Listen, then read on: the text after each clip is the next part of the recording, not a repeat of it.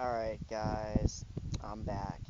And with the not so positive stuff as usual. I have to finish up this It Can't Happen Here arc, so I mean, it's not like that's gonna leave us into anything positive, anyways, but alright.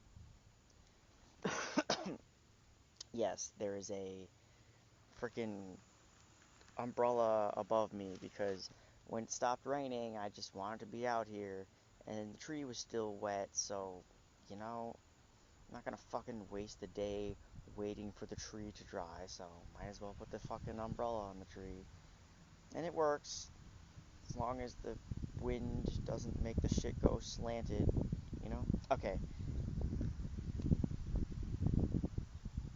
so, more abortion ban stuff, unfortunately, because obviously this needs to be talked about. At least, I can't not talk about it. Alright.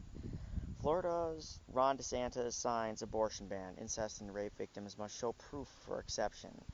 And we all know the cops will just leave evidence just hanging around for weeks sometimes until it's like there's no way to confirm it. So, anyways, Florida Governor Ron DeSantis signed a bill uh, uh, that bans abortion after 6 weeks and requires victims of incest and rape to provide proof for exception. Florida Governor Ron DeSantis signed a that ban bill on that does what that bans after 6 weeks and requires victims of incest and rape to provide proof for exception from the ban. Okay, so oh yeah, I mean I guess technically you would only be proving rape because if you know it's incest and you know who it came from, it's obviously these are either both or it can't be one or like that's so weird. Like as is the evidence, it won't matter anymore unless you already know it's incest, in which case the evidence is there because the person exists. Okay.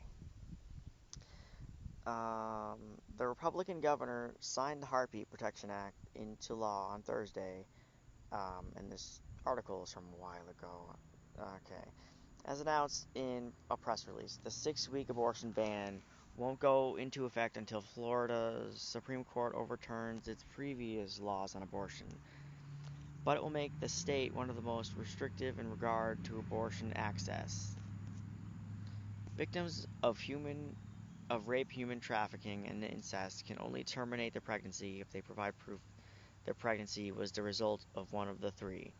Accepted documentation includes retaining orders, police reports, or medical evidence. Well, medical evidence would usually be like what the cops allow, you know, to come out. So, at least that's what I understand. Like, no one else is gathering evidence but the police and investigators in that way. Anyways. The Heartbeat Protection Act arrives a year after Florida introduced a bill banning abortion after 15 weeks following the overturn of Roe v. Wade last year. Quote, "We are proud to support life and family in the state of Florida," end quote, said Governor Ron DeSantis, who signed Florida's controversial anti-LGBT plus Don't Say Gay bill into law in March 2022. Quote, "I applaud the legislator for passing the Heartbeat Protection Act in the that expands pro-life protections and provides additional resources for young mothers and families." End quote. So this is not okay. It's really sick that he says for young mothers. He could just say for family, and we would know what he meant. But he has to flat out whatever. There's obviously some women that are like supportive of this, and they're being used to prop up all sorts of demographic and racist shit all the time. So,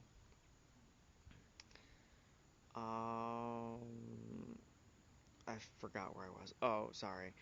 The press release also criticized New York and California in particular for providing residents with safe access to abortion services. In a statement issued late on Thursday, White House Press Secretary Karine Jean-Pierre, condemned the legislation. Quote, this ban would prevent 4 million Florida women of reproductive age from accessing abortion care after 6 weeks. Before many women even know they're pregnant, end quote, said Jean-Pierre, and goes on to say, this ban would also impact the nearly 15 million women of reproductive age who live in abortion-banning states throughout the South, many of whom have previously relied on travel to Florida as an option to access care. A University of North Florida conducted poll I thought I was reading that wrong. In February found that 3/4 of Florida's population is opposed to the 6-week ban. Yeah. And obviously they're still going ahead with this because, we're losing our democracy, and, it's just what fascists do at this point. Like, it's clear and obvious, like, okay, on to the next thing.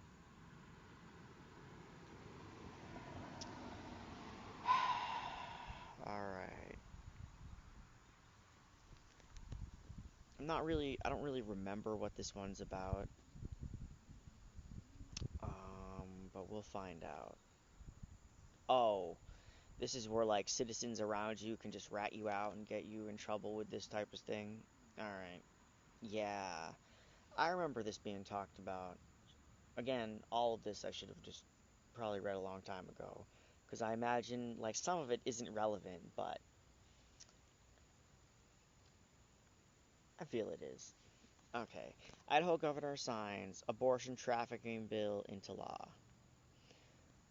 Idaho AP legal limits on abortion-related travel are the focus of a new law and new lawsuit in Idaho, with Governor Brad Little signing a bill Wednesday that makes it illegal for an adult to help a minor get an abortion without parental consent. Well, wait. So what if it's the parents helping a child? Well, this must be to protect abusive parents then, right? Who would otherwise be okay with keeping their 10-year-old pregnant child under lock and keep or something. Like, this is kind of disgusting. Like, this implies way more than I assume this article is going to mention. Maybe I'm wrong. Okay. Meanwhile, 2 doctors and regional Planned Parenthood affiliate have filed a lawsuit over the state's newly released interpretation of separate anti-abortion law because the Attorney General says it prohibits physicians from even referring patients to out-of-state abortion providers. The new, quote, abortion trafficking, end quote, law signed on Wednesday is the first of its kind in the U.S. It makes it illegal to either obtain abortion pills for a minor or to help them leave the state for an abortion without their parents' knowledge and consent. Anyone convicted will face 2 to 5 years in prison and could also be sued by the minor's parents or guardian. Parents who rape their child will not be able to sue, though the criminal penalties for anyone who helped the minor obtain an abortion will remain in effect. Okay, that's exactly what I thought. This is protecting abusive parents, even if it's not explicitly saying this is about protecting the parents who rape their children and ratting out anyone other than the parents. Like, it's not saying that, but obviously this is fucking implied. The law also gives the Attorney General the ability to prosecute someone for alleged violations of the law, even if the even if the county prosecutor, who would normally be responsible for filing a criminal case, declines to prosecute. To sidestep violating a constitutional right to travel between states, Idaho's law makes legal only the in-state segment of a trip to an out-of-state abortion provider. Still, Planned Parenthood Federation of America wrote in a press release that the law raises pressing concerns about the state's legal ability to restrict residents from traveling to neighboring states to access abortion care. The law will isolate young people and put them in danger, including those who are in abusive situations. Yep. Planned Parenthood Federation of America President Alex McGill Johnson said, quote, They will stop at nothing to control what we do and where we go, even if it means holding people hostage when trying to access essential health services, McGill Johnson wrote in the release. Opponents have promised a legal battle. Quote, yet again, Idaho's governor disregarded constituents and signed HB 242 into law, creating the nation's first crime of so-called abortion trafficking, end quote. This legislation is despicable, and we're going to do everything in our power to stop it, end quote. Idaho State Director of Planned Parenthood Alliance Advocates West said Wednesday on Twitter. Well, it's good Planned Parenthood is helping minors especially get this. It's pretty fucking messed up that people who would be against Planned Parenthood no matter what, they would just be allowing literal children who now have to give birth, like freaks. I mean, that's America, honestly. That's just based on the legal system and how it's set up. Okay. Idaho, like many states, has multiple abortion laws on the books. 2 Idaho doctors and regional Planned Parenthood affiliates sued Wednesday over the state's interpretation of another strict abortion ban, contending it unconstitutionally limits interstate travel for abortion. The strict ban makes it illegal for physicians to use, quote, any means to intentionally terminate the clinically diagnosable pregnancy of a woman, end quote, if they know the termination will reasonably cause the death of an unborn child. The strict ban went into effect shortly after the U.S. Supreme Court overturned Roe v. Wade last summer. The legal opinion issued late last month by the state's new Attorney General, Raul Labrador, says the ban also prohibits Idaho health care providers from issuing prescriptions for abortion medications that patients could pick up in other states, or even referring them to healthcare providers across state lines for abortion services. Dr. Caitlin Gustafson and Darian Wayrick and Planned Parenthood Great Northwest are all presented by American Civil Liberties Union of Idaho. They say the Attorney General's interpretation of the law violates the First Amendment's free speech provisions as well as the U.S. Constitution's Commerce Clause. The Commerce Clause generally prohibits states from imposing major roadblocks to interpret commerce or attempting to regulate out-of-state activity that is legal in the state where it occurs. It's possible that any ruling in the new lawsuit could also affect the trafficking bill because it too attempts to place limits on interstate travel. Idaho is one of 13 states that already effectively ban abortion in all states of pregnancy, and is one of the handful of states that already have laws penalizing those who help people of any age obtain abortions. Damn. Okay. I just had to take that all in, honestly. Even though I'm always reading stuff like this, it's still shocking. Okay. State leaders in Washington, Oregon, and California have promoted the West Coast as a safe haven for abortion procedures, and lawmakers in Oregon and Washington are considering bills to shield abortion providers and patients from criminal liability. Oregon's bill would allow physicians to provide abortions to anyone regardless of age and would bar them in certain cases from disclosing that information. Oh, I guess that's good. Disregarding information to parents. 36 states require parental involvement in a minor's decision to have an abortion, though most allow exceptions under certain circumstances like medical emergencies, according to the Guttmacher Institute, a research group supporting abortion rights. Okay. That didn't have a good ending. I guess it had a good, like, we're on the way to help you kind of message, but Jesus. Oh, shit. Okay. I should have saved this for the next theme that I plan on making, guys, but nah, I guess not. Alright. Missouri lawmaker suggests 12-year-olds should be able to get married. Who else isn't surprised by this shit? Okay. As Missouri lawmakers were debating a bill that this week that would ban all gender-affirming care for transgender children, the Republican who introduced the proposal suggested that children as young as 12 should be able to get married in the state. During testimony in the Missouri House General Laws Committee over a bill that he already passed in the Missouri Senate, State Senator Mike Moon was asked Tuesday by State Representative Peter Meredith why he had previously voted against prohibiting kids to get married uh, at age 12 with parental consent. Quote, "You said actually that should be the law because it's parents' right and kids' right to decide what's best for them," end quote. Meredith said, to be raped by an adult, end quote. In response, Moon said he knew of at least one couple that made it work after being married at an age when most children are in 7th grade. Quote,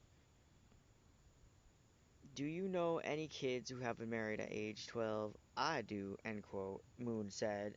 "And guess what? They're still married," he went on to say. Great logic there. Following some online backlash from Democrats and critics, Moon released a video Thursday to clear up the confusion about his remarks. After saying that he does not support adults marrying minors and emphasizing that rapists should, quote, be punished to the full extent of the law, end quote, Moon again referenced the couple he says he knows who married at 12 as a result of the girl's pregnancy. The Republican mentioned this week that the couple's marriage is thriving. Quote, "I understand this clip may lead to some misunderstanding," Moon said, adding that what, quote, is missing is the backstory. Okay. Quote, "When this couple was in their teens, actually preteens, they took actions that resulted in the girl becoming pregnant," end quote. He said, "The youngsters' parents decided to allow the children to marry. They weren't forced." So, this is a law based on two stupid kids, literally. And now adults are using this example of two stupid kids for adults to make this decision for kids. This is sick. This is not even clever. This is disgusting. I'm sorry. Okay. The GOP lawmakers' remarks came the same week that Missouri Attorney General announced new restrictions on gender-affirming care for adults and minors in a decision believed to be the first in the nation. Missouri Attorney General Andrew Bailey released on Thursday what he described as an emergency rule in which adults and minors would be required to undergo 18 months of therapy before receiving gender-affirming care. The rule is scheduled to go into effect April 27th and won't expire until February 2024. Quote, "We have serious concerns about how children are being treated throughout the state, but we believe everyone is entitled to evidence-based medicine and adequate mental health care," quote, Madeline Surin, a spokeswoman for the Missouri Attorney General, said in a statement to the Associated Press. Advocacy groups such as American Civil Liberties Union and Lambda Legal are threatening to sue the state for the emergency rule they described as being, quote, "based on distorted, misleading, and debunked claims and ignores the overwhelming body of scientific and medical evidence supporting this care," end quote. Quote, "This rule is a shocking attempt to exploit Missouri's consumer protection laws in order to play politics with life-saving medical care," quote, end quote, the group said in a joint statement Thursday, and goes on to say, "Transgender people in Missouri deserve the support and care necessary to give them the same chance to thrive as their peers," end quote. Missouri is among the several states where Republican lawmakers have introduced legislation that would limit gender-affirming care for adults. Until this year, most proposed restrictions on transition-related care targeted people under 18. Well, of course, this isn't about the children, it's just about destroying the culture, so don't want to get too into that right now. Some of the new measures prohibit for individuals up to age 21, while others block Medicaid from covering for all ages. Moon, who has represented Ash Grove, Missouri, in both the state House and Senate, have previously expressed his support for marriage among children. When Missouri passed a law in 2018 that raised that marriage age in the state from 15 to 16 and required for older teens to get parental permission to marry, Moon opposed the bill, according to the Springfield News Leader. What is wrong with me? Wow. Moon cited the same anecdote of the 12-year-old marrying, which he acknowledged to be an extreme example as, quote, something to ponder when it came to marriage among children. The bill Moon is sponsoring, SB 49, would ban healthcare providers from performing gender transition surgeries on any minor, end quote. It would also prohibit healthcare providers from prescribing or administering, quote, cross-sex hormones or puberty blocking drugs to a minor for a gender transition, unless such minor was receiving such treatment prior to August 28, 2023, which would be the date the bill would go into effect if it's passed into law. The bill will likely be signed into law by Missouri Governor Mike Parson. As Moon responded to the criticism he received on social media, Meredith, the Democrat for St. Louis, who questioned him this week, tweeted that his Republican colleagues' opposition to gender-affirming care, but support of marriage among children, was striking. In response, Moon used the word mutilation when referencing gender-affirming care, which some Republicans have also used to describe the health care amid the wave of bills across the country. Quote, there's a difference between marriage and mutilation, Moon tweeted on Thursday. Marriage is reversible, and mutilation is not. Well, okay. Of course, that's the word they always want to use. Meredith replied, quote, no, Missouri kids get the surgeries you call mutilation. But Moon maintained in his video statement that the one example he cited of 12-year-olds getting married as a result of pregnancy and having a strong union was possible because of God. Gross. Quote, tragic circumstances such as these can only be overcome through one avenue, the grace and mercy of God, he said. Okay. So, this is, I believe what they're referencing, was this. So I have to bring it up in old pictures because, it was actually shut down and flooded with, there's myths that the website was flooded with the B movie script, which is just ridiculous, but anything to take down this bigoted nonsense. Any day now this will load.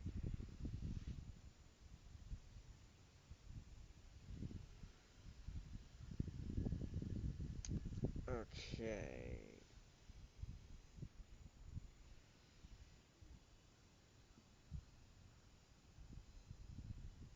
Yes. Sorry about that. This is taking a bit longer than I thought it would. Like, it's just really annoying right now.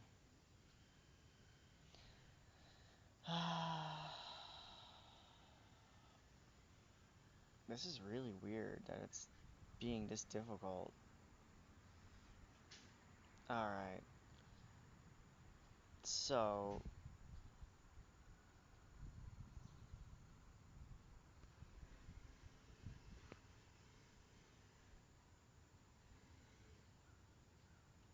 I don't know. Okay, so this used to be a watch list that was online, and originally people just thought it was for the state, but you can pick all states and the zip code, and you can just type anything you want, basically, or it used to be that way. Now, I'm not sure if this has anything to do with it, but Anonymous might have helped with the flooding of spam into the website to help take it down. This didn't really last long at all. It wasn't even up for like 2 weeks, I don't think. But yeah, there was seriously a trans watch list, guys.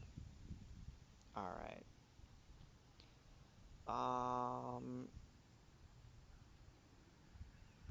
And this one is a total shocker and really has nothing to do with what I usually talk about. This is straight up pure unrefined racism. Like, this doesn't even have anything to do with children or birth rates, as far as I know. But, alright. Supreme Court's guts affirmative action, effectively ending race-conscious admissions. So this is already about a racial disparity, and people would have you think that, oh, sorry, that this is like the reverse racism, quote unquote, and that it's ultimately racist to even have this affirmative action. But it's nonsense because America is not fucking was never on equal terms with anything, and this is why we needed the intersections in life to unite.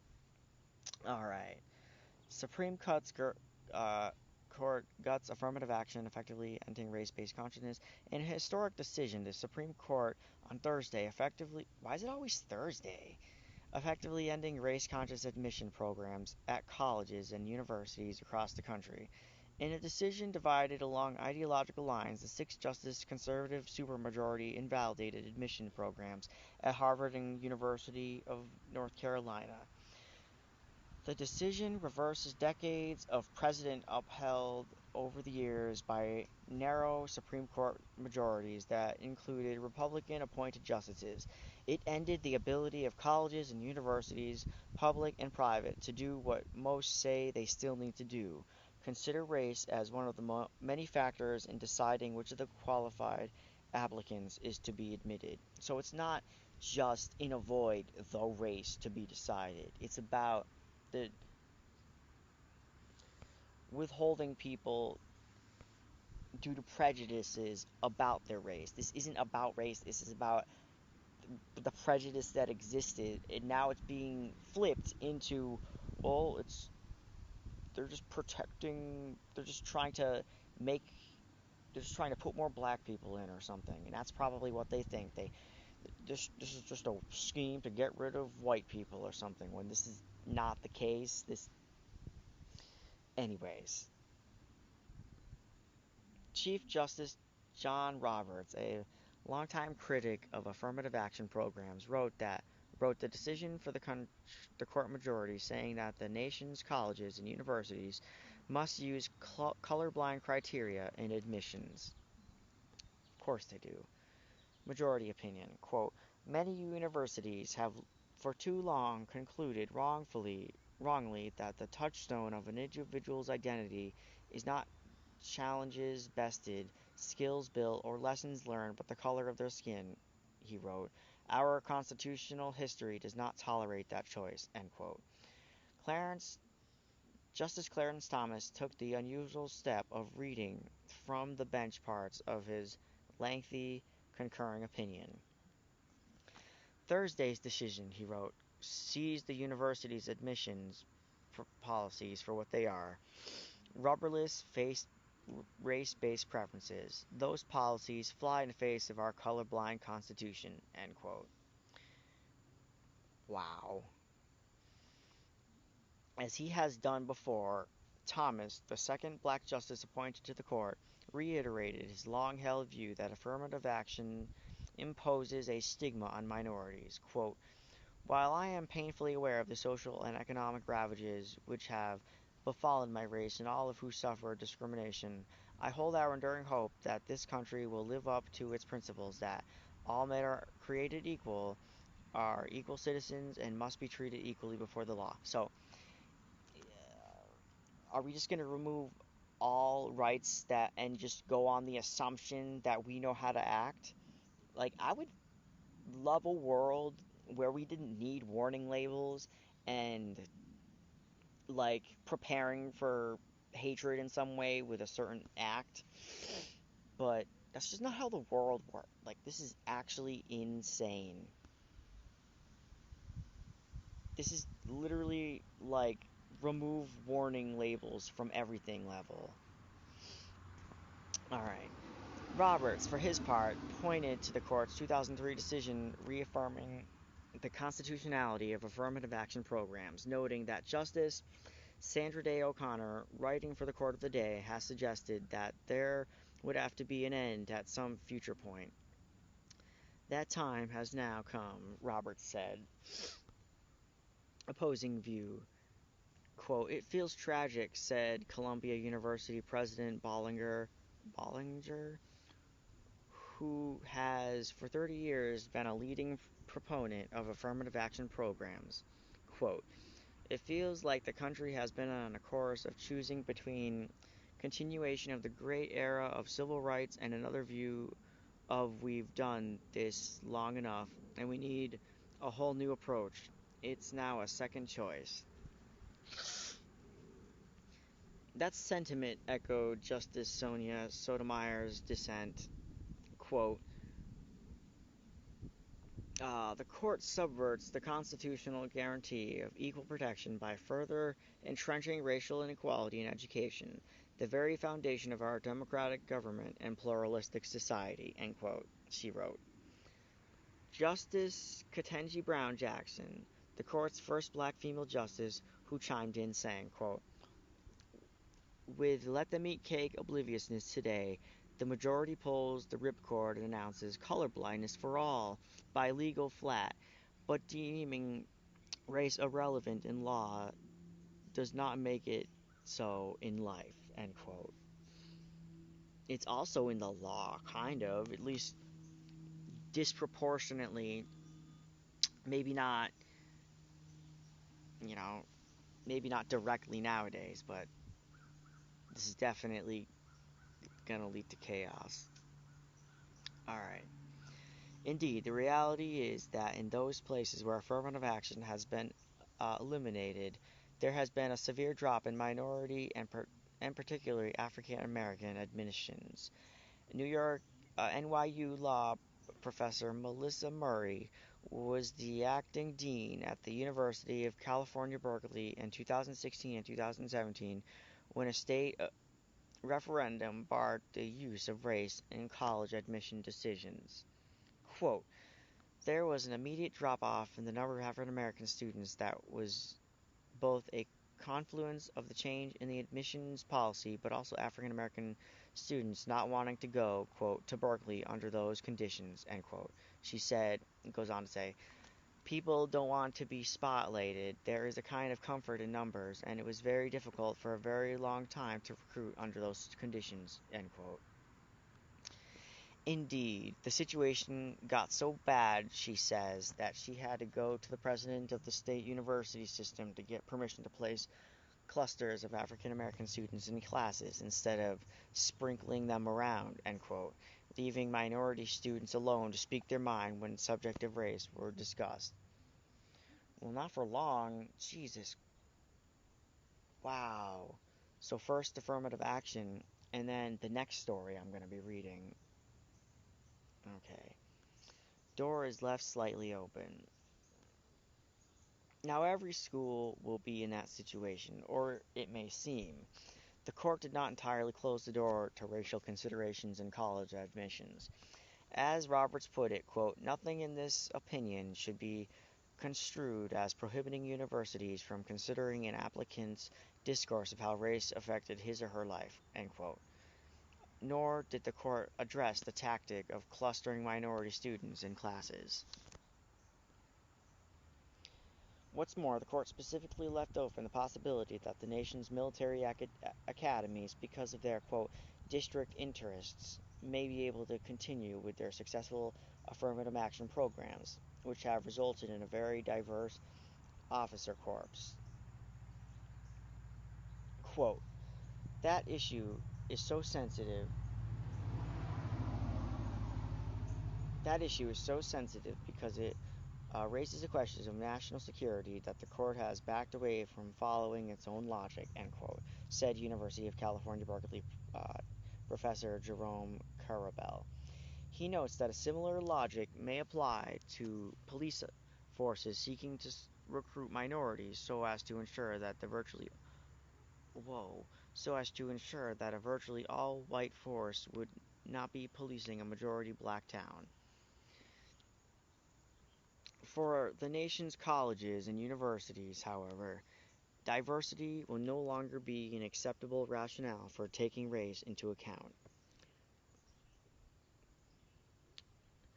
I am skeptical that this is going to bleed into the police, but it wouldn't. Based on the attitudes towards minority neighborhoods and the basic rivalry overall, I can see cops doing that. I don't want to believe it's going to be like that. Okay. Broader impact. Thursday's decisions are likely to cause ripples throughout the country, and not just in higher education, but in selective primary and secondary schools like Boston, Latin in Massachusetts, Thompson Jefferson High School in Virginia, and Bronx High School of Science in New York. Ultimately, effects will be felt in every aspect of the nation's economic, educational, and social life, from the Rooney Rule that requires a minority applicant be considered in all NFL coach hiring decisions to employment and promotion decisions, DEI programs in schools and workplaces, and much more. I guess this is the trend we are seeing. Like we saw it with abortion. Like,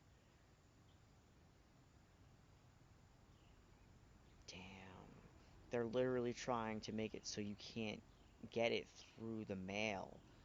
Never mind banning it, just making it like modern day hard to get. That's okay. Quote, "We're going to be fighting about this for the next 30 years," said Harvard law professor Kendall Kennedy. Edward Blum, who for decades has been a one-man crusader against everything from the landmark 1965 Voting Rights Act to affirmative action and higher education plan to challenge some corporate boards on racial preference grounds, and he says he knows of other plans to challenge minority scholarships and fellowship programs. UC's Carabel notes that there are already employment lawsuits pending, and, quote, "By the logic of this decision, I would think that racial discrimination, as defined by the court, would be banned in employment as well," end quote. Quote, It's going to open a Pandora's box across the country and across institutions and industries," said Harvard co-counsel Bill Lee in an NPR interview last fall. How the case came to be. The court's decision came in cases involving two elite institutions. One, the oldest public university, the University of North Carolina, and the other, the oldest private university, Harvard. Blum, the anti-affirmative action activist, likely chose these highly visible schools as his legal target precisely because of their elite statuses. UNC did not admit black undergraduates until 1955, and then only after it was ordered to by the federal courts. Harvard, by contrast, became the model for affirmative action programs in 1978, when the Supreme Court cited the school's consideration of race as similar to other traits the schools relied on to ensure a diverse student body. Thus, the court said back then that race would be one of the many factors that the schools considered, just as other characteristics were considered.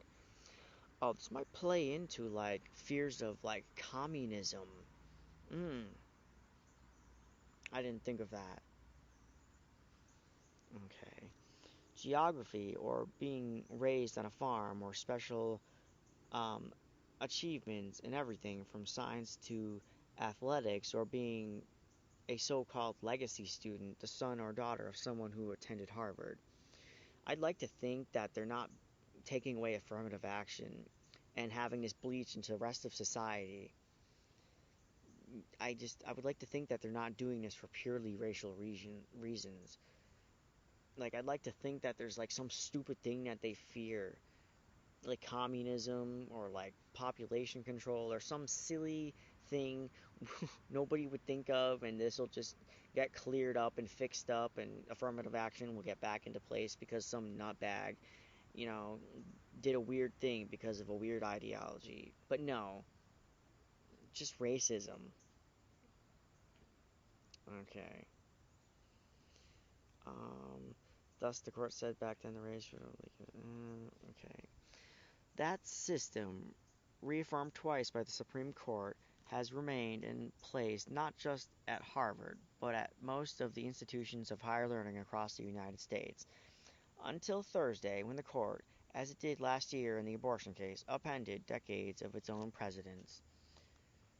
The court majority made clear that it agreed with Students for Fair Admissions, which sued Harvard and UNC, claiming, among other things, that the school discriminated against Asian American students who had SAT and grade scores higher than other racial groups, including whites, and who made up, at Harvard, for instance, 29% of the entering class last year. SFFA asserted that the number should have been higher than that, though Asians are just 7.2% of the U.S. population. Harvard, in defending its current iteration of affirmative action, noted that each class has 1,600 slots, but by the numbers, it has thousands of equally qualified applicants.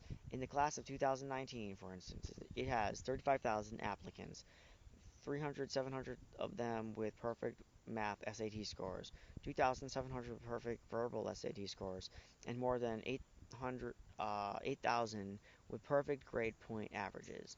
There are no similar figures for the most recent incoming class at Harvard, but the number of applicants in 2023 has nearly doubled in the last 4 years. What the public thinks. The reaction to Thursday's decision may be uh, consternation in some quarters, but public opinion on affirmative action is not like abortion. I mean, if it spreads into other aspects like hiring people and the police force, then yeah, this is definitely going to. Like, at first it was just like no abortion unless rape or incest, and now it's like no abortion even if it's rape or incest. So it could exactly be like that. Okay. A subject on which virtually every poll shows the public completely at odds with the court. Public opinion on affirmative action is more nuanced and more mixed. Polls on the subject conflict. Some show upwards of 60% of approval for affirmative action programs, and others show less than 50%.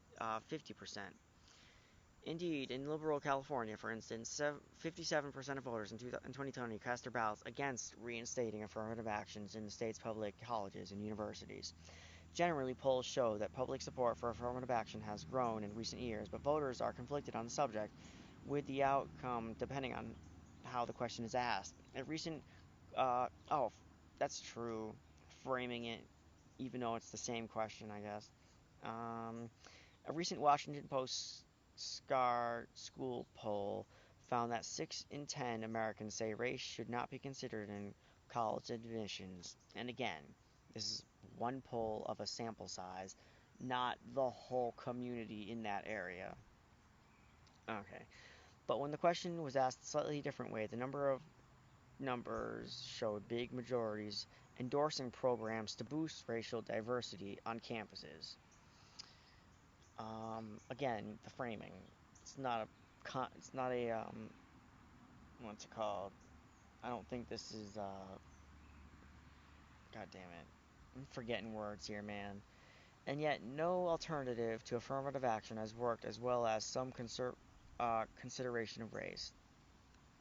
College admission administrators say schools that have tried to raise the numbers of Black and Latino students without any consideration of race have found that no other criterion class or economic status or program like a guarantee of admission for students in the top 5% or 10% of their high school was classwork as well. Quote, the research is exceptionally clear, end quote. University of Texas professor Stella Flores, whose specialty is higher education and public policy, told NPR in an interview last fall, quote, there is no other alternative method that will racially diversify a student body other than the use of race as one factor of consideration.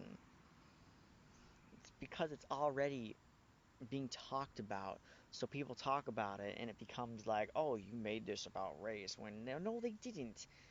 This is just so stupid back and forth nonsense, when it always was about considering people because people were denied because of it. Jeez. And people probably don't want affirmative action because they don't think that people still think that way. There's new methods of thinking it and being dog whistly. Like, come on. Alright. Courts double talk. Harvard professor Kennedy points to what he calls, quote, double talk in the Supreme Court's Thursday opinion. Take two signs, he says. A sign that says, black people stay out, and contrast it with a sign that says, black people welcome. Quote, both have race in them, and they truly both racially discriminatory, right? The Supreme Court, at least on one side of its mouth, seems to say yes, they're both racially discriminatory. But at the end of the Supreme Court's opinion, it says, well, of course, one can look favorably on someone who's overcome racially impediments, end quote. Quote, again, from Columbia President, I think we're at a critical point, who earlier in his career shaped the affirmative action program at the University of Michigan, a program that was upheld in 2003. He sees the landscape of admission system now shifting remarkably with the demise of school rankings and less emphasis on standardized test scores. Columbia, he notes, has more veterans than any other Ivy League school, college. Quote, I think there will be a lot of experimentation in admissions, as there should be over the next decade. The magnitude of Thursday's decision was emphasized by the fact that in all 6 justices wrote separately, the 3 justices spoke for more than 40 minutes from the bench, the Chief Justice in the majority, Thomas, concurring, and Sotomayor in dissent. Indeed, in print, the Supreme Court's decision, plus dissents and concurrencies, reached a book-sized 237 pages. Race has never been an easy subject for Americans to deal with, and it's about to get a lot harder. Yeah, because they're acting like the side that needs affirmative action is the side that is making it about race, when it's not. It's just about wanting to live and flourish with education. Okay. Last article for the moment. And this is, again, not surprising. And Ron Desantis is a total, nutbag, as we can see. Why Ron DeSantis' Florida slavery curriculum is so dangerous. So, he basically doesn't believe women get raped, and basically wants them to stay that way, and you got this trafficking bill. I think that was Florida, right? I don't know if that was Texas. I'm pretty sure it was Florida. Anyways, by denying the true ills of slavery, DeSantis is working to release the government from obligation of fixing inequality today. In the mid-20th century, a generation after the Civil War, the United Daughters of the Confederacy set out to rebrand the image of slavery. The group, composed of female descendants of Confederate soldiers, was fixated on returning the country's social order to its antebellum racial hierarchy. It sought to reimagine slavery as a benign institution and to glorify the lost cause of white Southern intersectionalists who attempted to overthrow the government in slavery's defense. the place that served as ground zero for UDC's revisionist history books, schools. In one of the most successful campaigns, the UDC called for the widespread adoption of textbooks that trivialized the horrors of slavery. As a result, a 1954 middle school textbook titled History of Georgia claimed the typical slave owner, quote, often had a barbecue or picnic for his slaves. The enslaved often had a great frolic, even while working in the cotton fields. They sang songs, end quote. It is no coincidence that the book was published the same year the NAACP won the Supreme Court's case to desegregate public schools. Oh, no context. Of course they would say that with no context. And while most contemporary school texts have since moved towards acknowledging that slavery and the subsequent Jim Crow era were reprehensible, organized efforts against teaching accurate racial history continues to occur. The UDC's legacy of revision emerged again in Florida recently. Sorry, alarm. Okay. The UDC's legacy of revision emerged in Florida recently when the Republican governor and presidential candidate Ron Desantis introduced legislation that would de-emphasize racism in the state's public education curricula. Last week, DeSantis announced that Florida Tech will teach students that slavery benefited African Americans who, quote, gained skills, end quote, that eventually parlayed into doing other things in life. Yes, you're being whipped, and soon that just turned into paying your bills by yourself. Sure, dude. What? Okay. Civil rights leaders, educators, and scholars were quick to criticize this minimalization of slavery's cruelty as ignorance at best and deliberate misinterpretations at worst. Vice President Kamala Harris even reacted, calling the policy an attempt to, quote, replace history with lies. Why is she the person saying this? Honestly, sorry. I know this isn't about her, but still. The backlash to DeSantis' move is warranted and necessary, but most of the critiques miss the mark on identifying the Florida law's deeper insidiousness. What the architects of this legislation are really attempting to do, as the UDC attempted to a century ago, is galvanize a political right and hold on to conservative white rule in a country with rapidly changing demographics. By denying the true ills of slavery, DeSantis is working to release the American government from the obligation of correcting for its present day inequalities.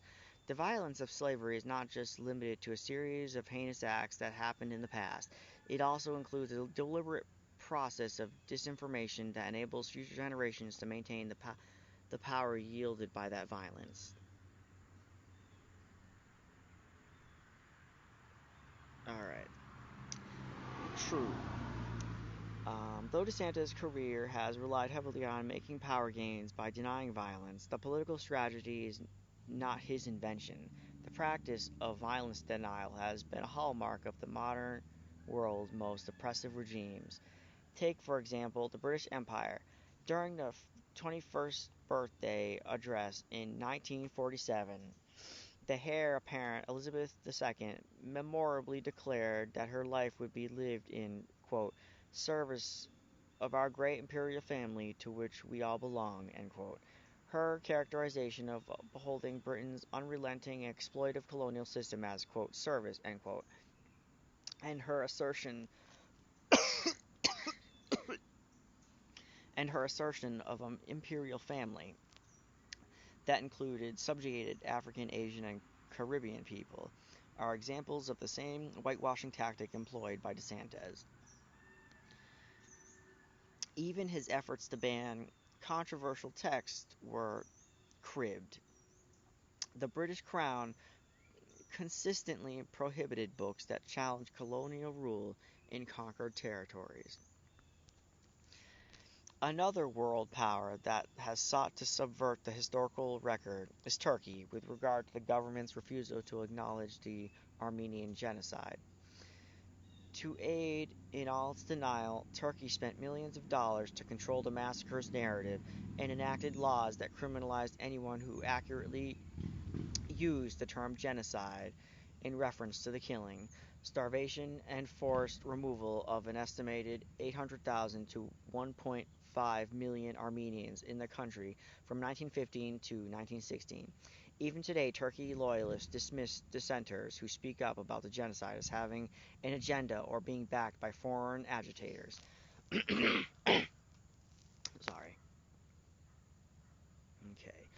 Ultimately, regimes exploit disinformation about the past because the truth threatens their grip on power, but it should surprise no one when those tactics wins the political advantage also spill over into present-day issues.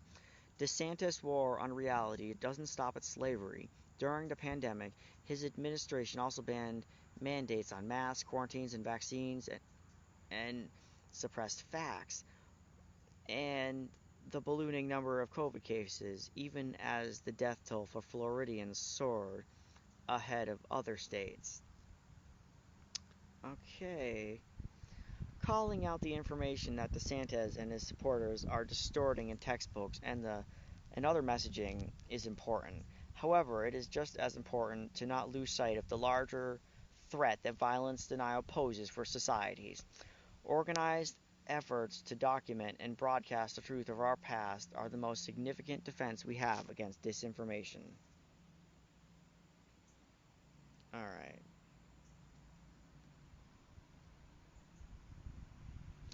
Okay, yeah, recently I think I heard that Florida is going through like an outbreak of something. Um, Something you only hear like in like stereotype Middle Ages shit. Like, honestly, Florida is really, really going to hell right now.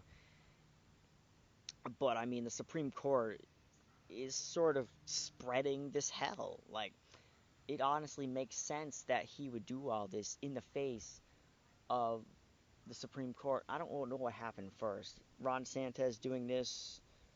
I could do research about who did what first, but this all plays into the behavior of what's happening. And I don't think it makes sense to say we have to stop this because even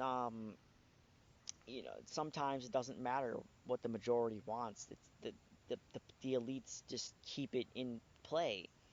Um, but as we've seen with that positive video I made, there is hope, and with how mask off these people are being, we can see them for who they are. All right, that's it for now.